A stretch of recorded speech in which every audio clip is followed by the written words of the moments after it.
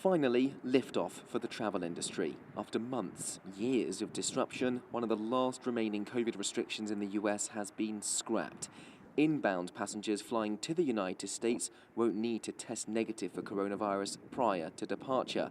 The move follows intense lobbying by airlines and comes as a huge relief for many travellers who throughout the pandemic have had to pay for tests and live in fear of cancelling a trip last minute or being stuck abroad. I had 4 extra days in London because I tested positive and needed to wait 11 days. Even though I had a doctor's note, it didn't matter. So, yeah, it was complicated.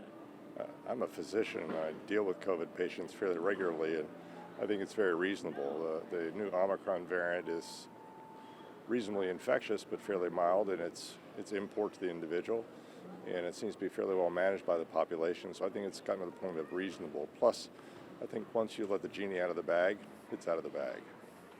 The US Centers for Disease Control and Prevention says that because of the rollout of vaccines and treatments, the US can now afford to drop previously necessary measures. The impact of the pandemic, however, is still plain to see. Airline staff shortages due to outbreaks of COVID-19 and layoffs during the economic downturn have forced the cancellation of thousands of flights in recent months. The White House is aware of the risk that a rise in cases can still pose. There certainly are models out there that suggest that we could have a sizable wave of infections in the fall and winter, especially if we don't have a vaccination campaign in the fall and winter.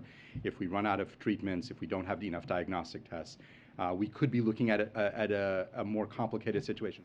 And that potentially complicated situation means the CDC will reassess its decision in 90 days and stands ready to reinstate the rule if needed. But with testing regulations already dropped by other major economies, the UK, Germany, Canada, for example, the US will be hoping it can avoid reimposing those controls, especially with a busy summer season of travel ahead. Benji Haya, CGTN at Ronald Reagan Washington National Airport.